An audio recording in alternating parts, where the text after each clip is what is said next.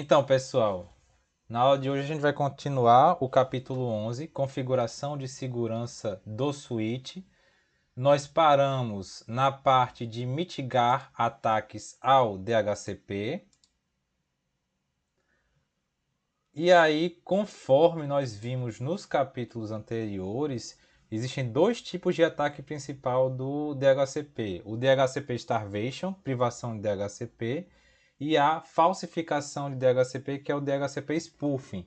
Lembrando, o ataque de privação de DHCP ocorre quando um atacante de ameaça ele começa a mandar várias requisições de DHCP com MAC headers de origem falsificados. E aí o que é que acontece? O pool DHCP ele fica sendo preenchido por clientes que não vão consumir aquele pool e aí o usuário comum ele não vai ter o endereço IP válido garantido para ele.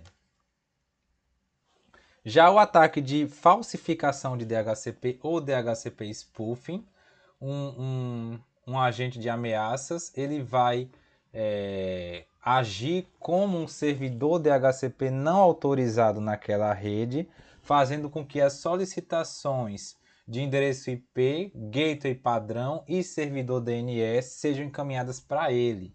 E aí ele pode utilizar para aplicações de má fé, como por exemplo encaminhar para um site falso, tá certo?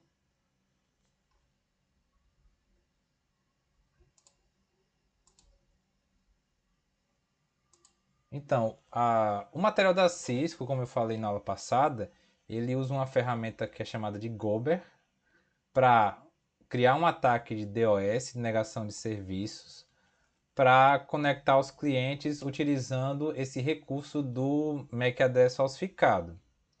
Então, esse ataque ele pode ser mitigado conforme a gente viu anteriormente na parte de segurança de porta. A gente configurando a segurança de porta, nós vamos criar uma tabela MAC onde MACs diferentes dessa tabela, e aí lembrando que podem ter vários MACs em uma única entrada fecha Ethernet, eles são proibidos, eles são barrados. E aí o ataque de falsificação de DHCP, perdão, de privação de DHCP, ele pode ser mitigado utilizando essa segurança de porta. Porque como vai ser um MAC falsificado, ele vai conseguir barrar ou comparar com a tabela MAC daqueles endereços de confiança. Contudo, o DHCP spoofing ou ataque de falsificação DHCP, ele requer um nível de proteção a mais. Por quê? Porque o Gober ele pode ser configurado para usar o seu próprio MAC de uma interface real, tá certo? Com o endereço Ethernet de origem, mas aí ele pode especificar um Ethernet diferente lá na carga útil do quadro quando ele vai mandar uma requisição DHCP offer. E aí o MAC de origem seria legítimo, tá certo? Mas ele teria um MAC falsificado escondido dentro da carga útil. E aí existe uma ferramenta, certo? Um recurso chamado de rastreamento de DHCP ou DHCP snooping, fazendo com que um servidor DHCP ele fique apenas disponível em uma porta considerada confiável. E aí, portas não confiáveis, essa requisição de DHCP não daria certo. A gente vai fazer uma prática sobre isso daqui a pouco, tá bom? E isso aí tudo depende na confiança se aquela porta ela é administrativamente configurada como confiável ou não confiável. E aí existem algumas práticas, certo? Como por exemplo, switches, roteadores e servidores, eles são fontes confiáveis. Qualquer dispositivo além do firewall ou fora da rede, fora do escopo da rede, ele é uma fonte não confiável. Porta de acesso, pessoal, é uma fonte não confiável, porque é nessas portas que o agente de ameaça ele vai se infiltrar, conforme vocês conseguem observar aí nessa figura, o agente de ameaça aí no canto inferior direito, tá certo? E aí, o snooping DHCP ou rastreamento DHCP, ele não depende do MAC de origem. Ele depende se por acaso aquela mensagem DHCP é de uma fonte confiável ou não. E aí é possível filtrar o tráfego DHCP apenas para portas confiáveis e limitar a taxa de tráfego DHCP de fontes não confiáveis. Por exemplo, você limita a quantidade de tráfego e aí você não pode sofrer um ataque de DOS, por exemplo. Então, o DHCP Snooping, ele basicamente filtra as mensagens DHCP Offer de origem desconhecida. Lembrando que quando o cliente se conecta na rede, ele vai mandar uma mensagem de broadcast para toda a rede procurando um servidor DHCP. E aí, respondendo a essa requisição DHCP, um servidor DHCP, e aí apenas o servidor, e aí no contexto a gente tem um servidor oficial e um servidor intruso. E vejam bem, não necessariamente esse servidor DHCP intruso pode ser alguém mal intencionado. Pode ser alguém que utilizou um roteador caseiro e ao invés de plugar o cabo de internet no switch, ele plugou o cabo de Ethernet. E aí ele gerou também um outro serviço, um outro servidor DHCP na rede, sendo que já existe um servidor DHCP na rede. E aí nesse caso o Snooping ele vai entrar em ação. Tá certo? Por exemplo, gente, digamos que eu estou dando aula para vocês e aí a gente está sei lá, no IFPB e a gente está em um dos laboratórios. E aí eu digo, não, pessoal, vamos se conectar à rede aqui para a gente pegar a internet. Ao invés de eu plugar na porta de internet, tá certo? Eu plugo na porta Ethernet. E aí, plugando na porta Ethernet, ele vai se comportar como outro serviço de DHCP naquela rede do switch ao qual ele está configurado. Ok? E aí tem aqui os comandos de configuração do DHCP Snooping, onde, e observem ver esse cenário aí, a gente tem um computador ligado a um switch e ligado a um servidor DHCP. A porta de acesso é uma porta considerada não confiável e a porta aí do switch para o servidor DHCP é uma porta considerada confiável. A porta que é considerada confiável é a porta Fast Ethernet 0/1. E o que é que ele faz aí na configuração? Ele vai habilitar o DHCP Snooping para a interface Fast Ethernet 0/1, o DHCP Snooping Trust. Para as outras interfaces, ele vai limitar a taxa, certo? Impedindo que, a taxa para 6 pacotes por segundo, impedindo que ocorra um ataque de DOS.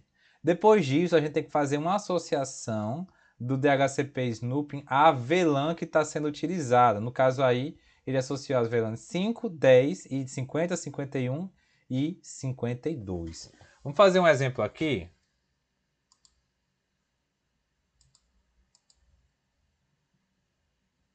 Pessoal, vocês estão me ouvindo? Sim, professor. Ok. Observem bem aqui, ó. Nós temos esse cenário, certo? 3 computadores. Eles estão com a sua configuração como estática, certo? E aqui eu tenho 2 servidores DHCP. Um servidor DHCP verdadeiro e um servidor DHCP falso. Vou habilitar aqui o serviço DHCP, certo? E aí, esses computadores,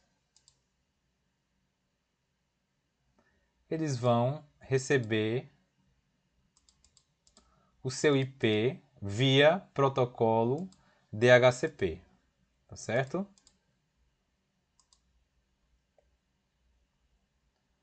E aqui eu tenho o servidor DHCP falso.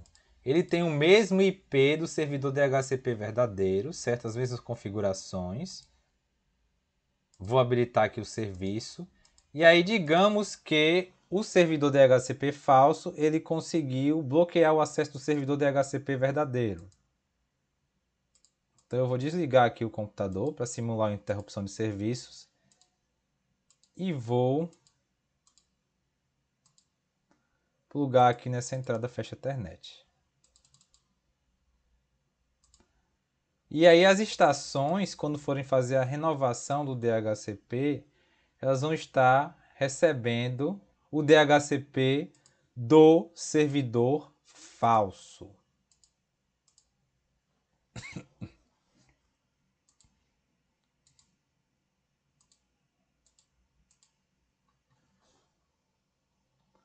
Ok, pessoal? Então, como é que a gente vai evitar que isso aconteça? Fazendo aqui a configuração do DHCP, do rastreamento DHCP.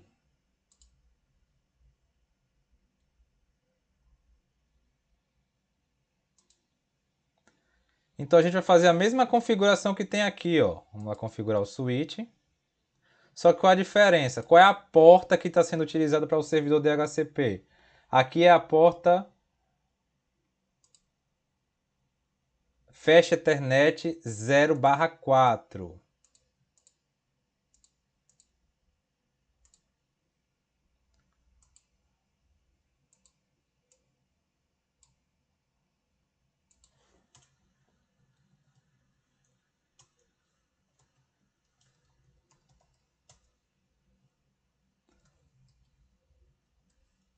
Vou habilitar o DHCP Snooping.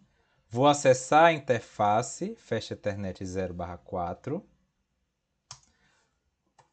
Vou configurá-la como uma porta confiável. Trust.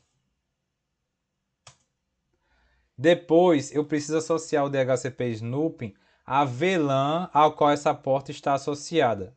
Gente, eu não mexi em nada de configuração de VLAN. A qual VLAN essa porta está associada? Por padrão. A nativa, professor. Qual é a nativa? A1, vela 1. Ok, então vamos lá.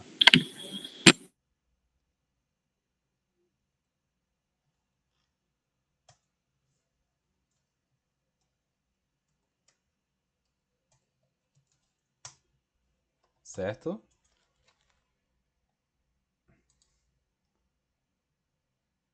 Vamos ver agora se ele vai fazer a solicitação de DHCP com sucesso.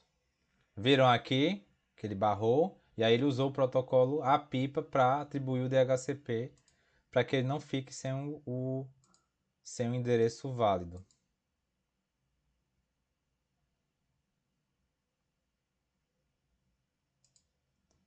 Então vamos considerar que foi descoberta aqui a ameaça.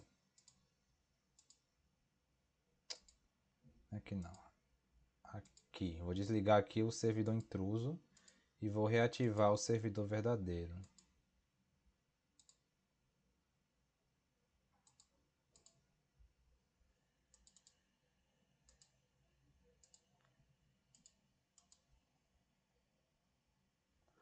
DHCP request successful. Ok, pessoal? Ficou claro para vocês?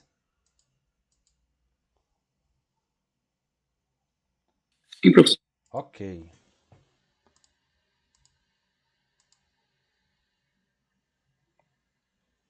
E aí tem os comandos de verificação, que é o show IP DHCP Snooping e o show IP DHCP Snooping Binding. E esse aqui ele vai verificar, dentro do contexto do DHCP Snooping, os clientes que receberem informação DHCP.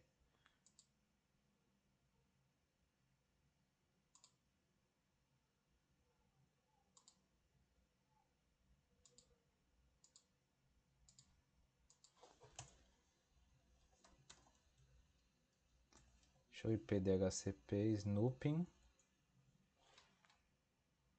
Ok? A porta que é confiável é a porta 0/4, dentre as quais há conectividade.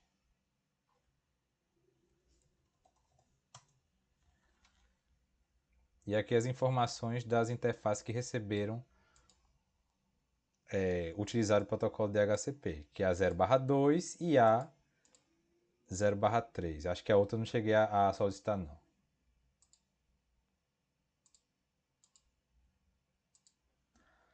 Certo, agora mitigação aos ataques ao ARP.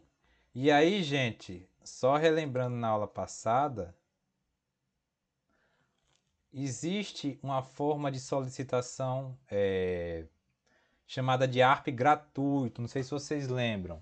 Aqui na tabela, tá certo? A gente tem um agente de ameaças que ele está fazendo, utilizando esse ARP gratuito, ele está fazendo com que o cache ARP dos outros dispositivos de rede, eles pensem que o MAC address do computador do agente de ameaças, certo? Ele está ligado o IP dele está ligado ao MAC do default gateway. Então, as mensagens são, ao invés de serem encaminhadas para o default gateway, elas são encaminhadas para o computador do agente de ameaças. Ok?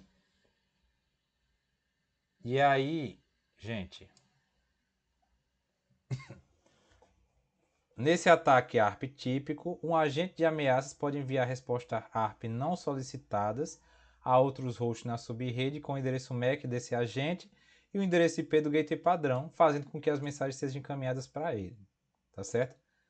Para impedir qualquer ataque ARP, seja o ARP spoofing ou o ARP poisoning, o switch ele deve garantir que apenas solicitações e respostas válidas do ARP sejam retransmitidas. E aí entra, pessoal, em questão o protocolo DAI, Dynamic ARP Inspection, ou inspeção dinâmica de ARP, que ele vai agir em conjunto com o DHCP Snooping, certo? E aí como é que ele age? Não retransmitindo respostas ARP inválidas. O que é uma resposta ARP inválida? Eu falo daqui a pouco. Ou gratuitas, como eu mostrei agora há pouco para vocês, o ARP gratuito, para outras portas na mesma VLAN. Interceptando todas as solicitações e respostas ARP em portas não confiáveis, tá certo? Verificando os pacotes interceptados, se por acaso eles fazem parte da tabela. Por exemplo, a tabela gerada pelo DHCP Snooping. E aí, eliminando e registrando as respostas ARP provenientes de portas inválidas para impedir o ARP poisoning.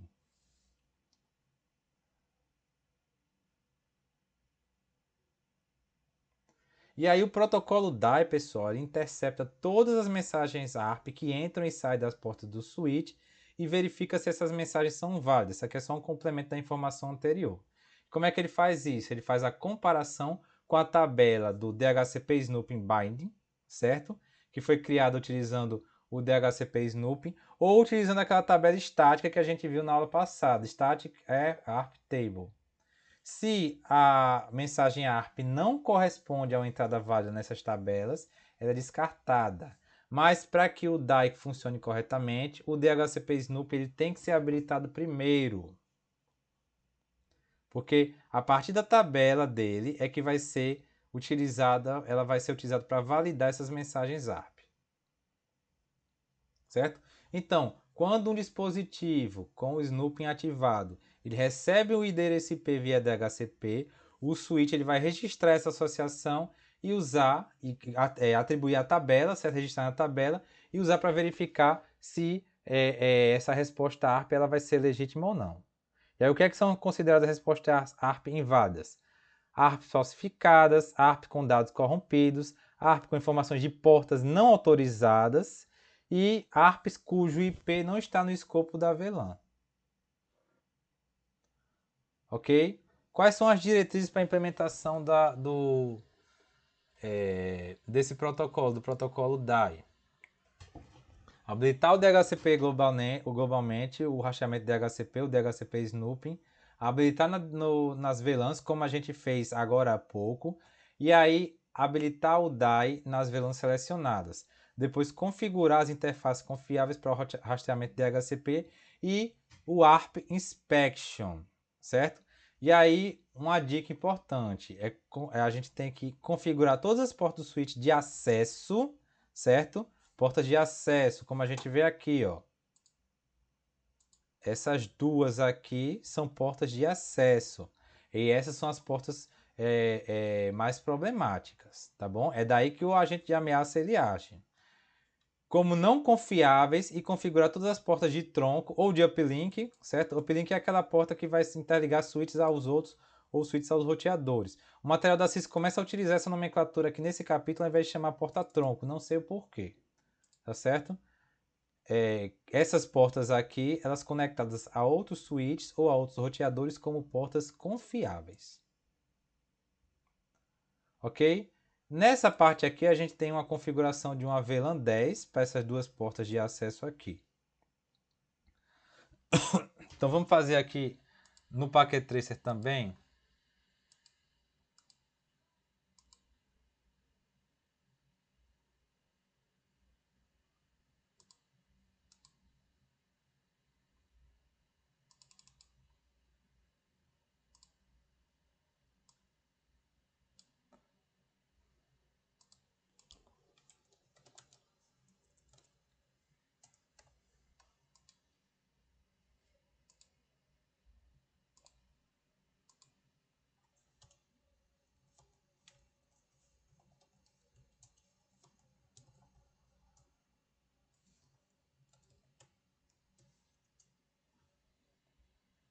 Olha só, os dois computadores, as duas portas cujos computadores estão conectados já estão associados à VLAN 10.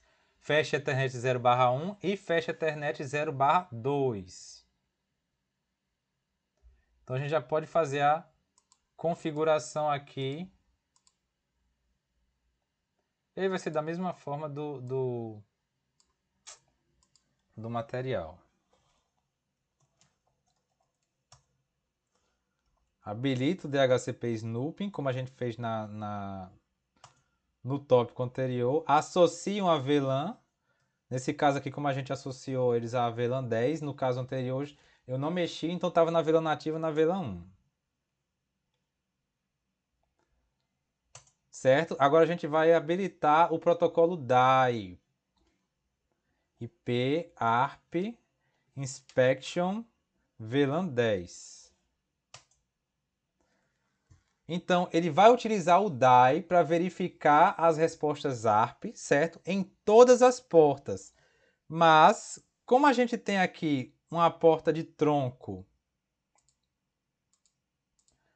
na interface Fast Ethernet 0/24, que a gente vai considerar como confiável, tá certo? A gente vai fazer aqui, ó,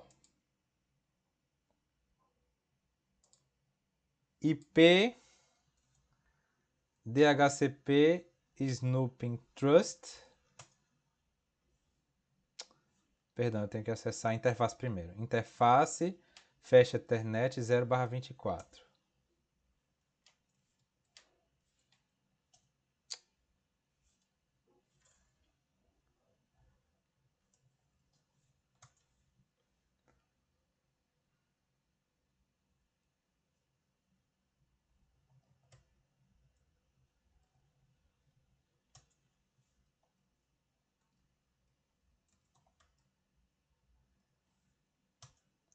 E depois o IP ARP Inspection Trust.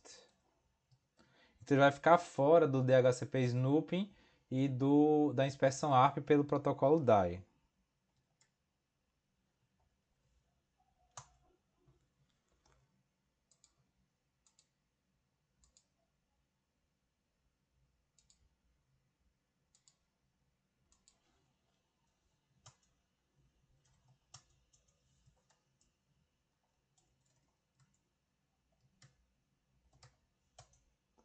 Show IP ARP Inspection.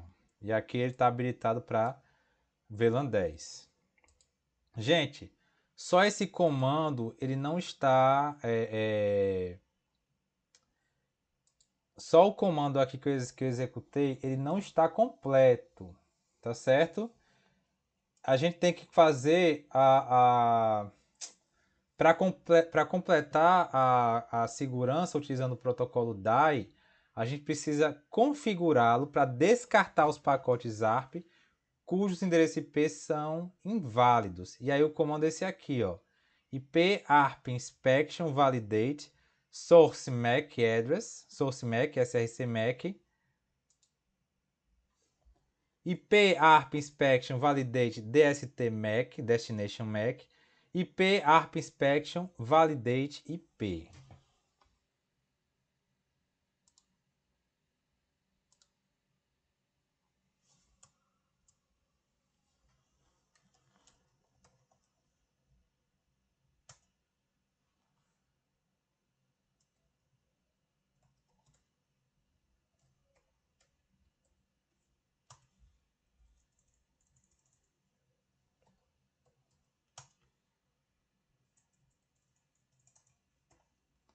ok? Com isso a configuração ela está completa.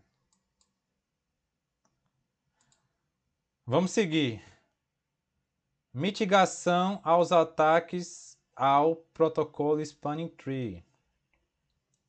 E aí vocês devem estar lembrados que o agente de ameaças ele pode manipular o protocolo Spanning Tree, certo? Manipulando a BPDU para que o seu switch, o switch ao qual está interligado, seja eleito como root bridge ou bridge raiz, fazendo com que outros acessos sejam bloqueados e as mensagens elas sejam encaminhadas para o switch dele. E aí, para mitigar os ataques utilizando o protocolo Spanning Tree, tem duas técnicas que são utilizadas em conjunto, o PortFast e o BPDU Guard, tá certo? Como é que o PortFast ele age? Eu não sei se vocês lembram, mas lá no Spanning Tree tem os estados da porta. A gente tem o estado de bloqueio, escutando, o listening, certo? O aprendizado, que é o learning, e depois ele vai para o estado de forwarding ou estado de encaminhamento. E aí o PortFast, pessoal, o PortFast, aceleração de porta. Ele traz imediatamente uma porta para o estado de encaminhamento a partir do estado de bloqueio, ignorando os estados de escuta e aprendizado. Então, se um dispositivo mal intencionado estiver conectado a uma porta de acesso, o PortFast ele evita que essa porta passe por esses estados intermediários que eles poderiam ser utilizados para explorar as vulnerabilidades do STP. Então, o que deve ser feito? O PortFast ele deve ser configurado para todas as portas de acesso. E aí, como eu falei, o PortFast ele é utilizado em conjunto com o BPDU Guard, tá certo? E aí, o que acontece? Se por um acaso uma porta configurada como PortFast ela receber uma BPDU, tá certo? Isso vai indicar o quê? Que um dispositivo de rede não autorizado, como outro switch, ele foi conectado à porta. Por que isso? As portas de acesso, elas não devem receber BPDU. Só deve ser recebido BPDU das portas do tipo trunk. Então, se por um acaso uma porta configurada como PortFast, que só vai ser configurada nas portas de acesso, ele receber a BPDU, isso indica que? Isso indica que é um agente de ameaças, tá certo? E aí, o BPDU Guard ele vai desativar aquela porta. Então, mais uma vez, as portas de acesso devem ser configuradas com o PortFast, que vai eliminar esses estados aqui de listening e learning, escutando e modo de aprendizagem, certo? Se por um acaso o BPDU ele detectar que uma porta configurada como PortFast, que seria uma porta de acesso, está recebendo uma BPDU que não deveria receber, só porta do tipo trunk, ele vai desativar aquela porta. Então, os dois eles agem em conjunto. Tá certo? Vamos fazer a configuração aqui.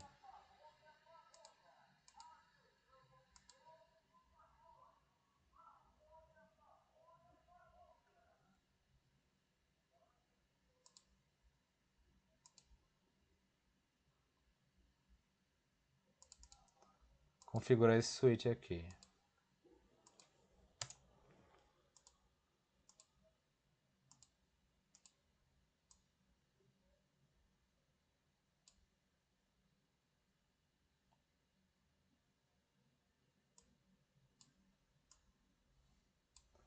Deixa eu ver qual é a porta que ele está conectado. Acho que é a 0/1 mesmo, é.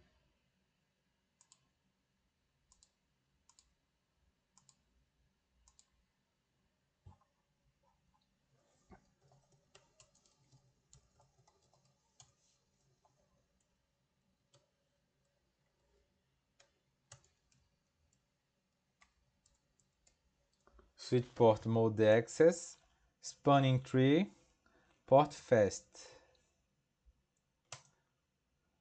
E aí o que é que ele fala aqui, ó? Port Fast foi configurado. Só terá efeito se a interface estiver no modo de não trunk. Mas aí eu já coloquei ela como modo de acesso aqui, ó. Tá certo? Então ele está habilitado. E aí, gente, a gente tem como configurar o Port Fast por porta, tá certo? Que é desse modo aqui. E aí a gente tem como configurar para todas as portas, utilizando o comando, conforme vocês conseguem ver aqui na imagem, Spanning Tree Port Fast Default. E aí todas as interfaces vão estar configuradas com o Port Fast.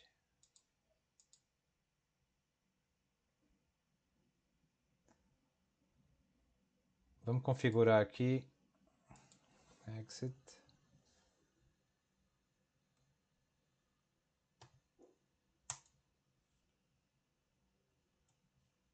Port Fast Default. E aí vamos verificar aqui utilizando o comando Show Spanning Tree Summary.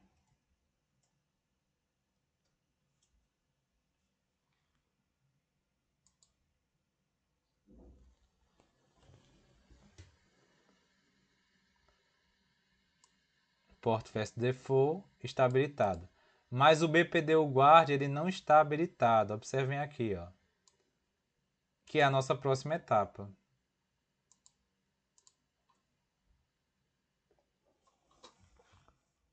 Para a gente configurar o BPDU Guard numa porta específica, certo?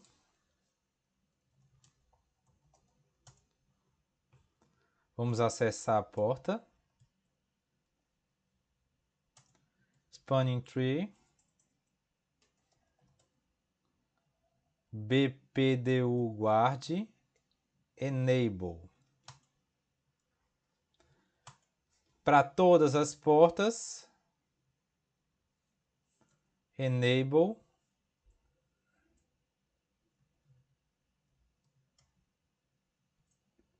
Spanning Tree.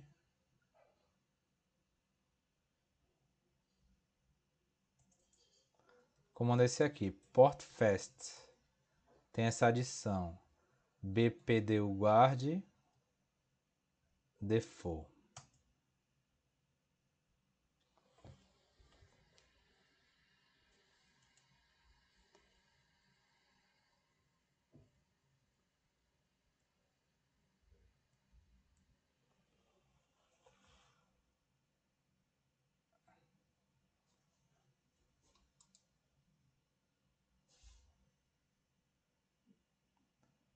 Certo? Primeiro a gente configurou o Port Fast, primeiro para uma interface, depois globalmente.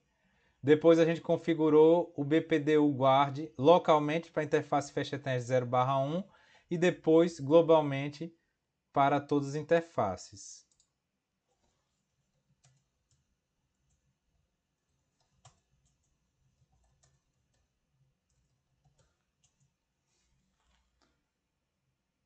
E aí vocês observem agora como mudou. O Port Fast Default foi habilitado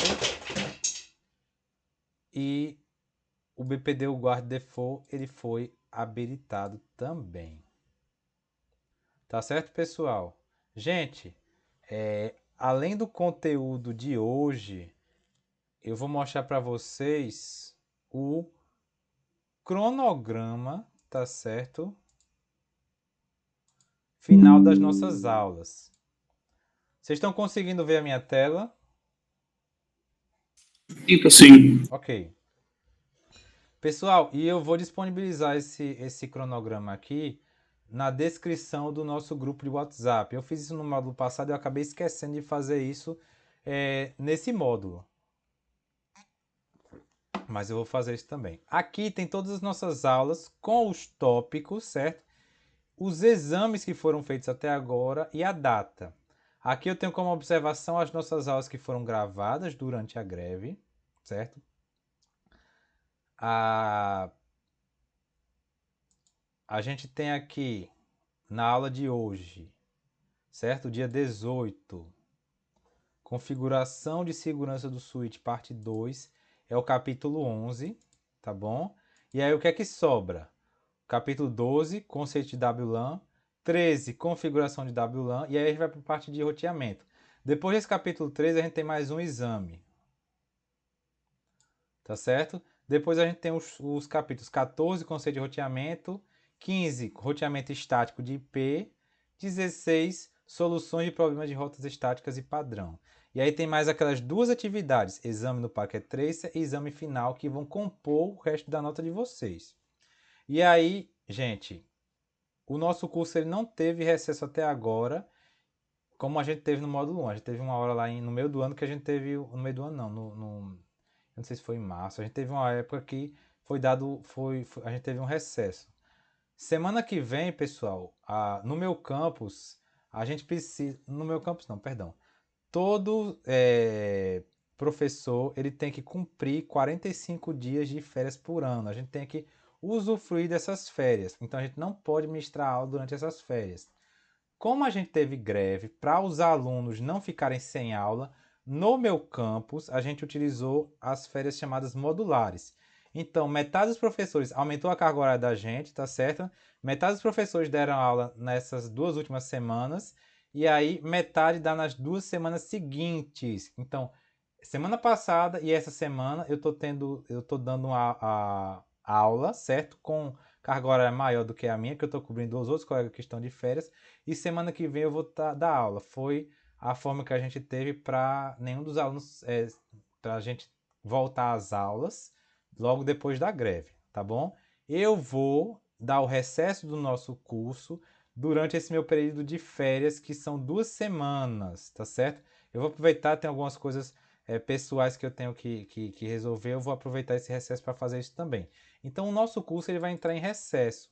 Então, vocês aproveitem, tá bom?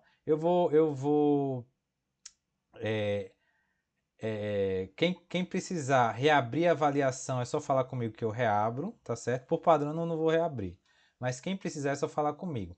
E aí eu peço para vocês quem quiser descansar, quem quiser, enfim, já que a gente tá desde março pegando direto, tá certo? Quem quiser descansar, quem quiser dar um tempo, uma semana, quem quiser revisar, tá bom? Quem quiser se adiantar no conteúdo, fica à vontade. E aí a gente volta dia 7 de agosto, tá bom? Esse mês de agosto aqui e o início do mês de setembro, perdão, eu vou conversar com os professores Portela e professor Pedro Filho para a gente ver quando fica melhor para a gente ter a nossa aula prática. O pessoal que vai estar em Campina Grande com Portela, o pessoal que vai estar em João Pessoa com o professor Pedro Filho comigo. Com o professor Pedro Filho e comigo também. Tá bom? E aí a gente vai seguir aqui até o final de setembro. No final de setembro, até dia 11 de setembro, perdão. No dia 11 de setembro vai ser o último capítulo, vai ser ministrado, tá bom? Vocês vão ter essa semana aqui para fazer as avaliações. E aí eu vou dar um prazo de 1 semana, certo? Para habilitar o exame no Packet Tracer. E aí então vocês vão ter 1 semana aqui, eu vou habilitar todos os exames de novo. Quem quiser fazer novamente vai ter a chance, tá certo? E aí no dia 18 vai estar habilitado o exame no Packet Tracer. Vocês vão ter 1 semana para fazer. E aí o exame final vocês vão ter 1 semana para fazer até o início de outubro. E aí depois disso, quem conseguir passar a média, tá certo? Que é acima de 70, pelo menos 70, tá aqui como as notas elas são ponderadas. 30% das médias dos módulos, Packet Tracer, exame final, 35% da nota. Quem conseguir acima de 70 vai conseguir a aprovação. Ficou claro isso aí para vocês? Sim, professor. Alguma Sim. dúvida? Se não, eu vou encerrar aqui a gravação.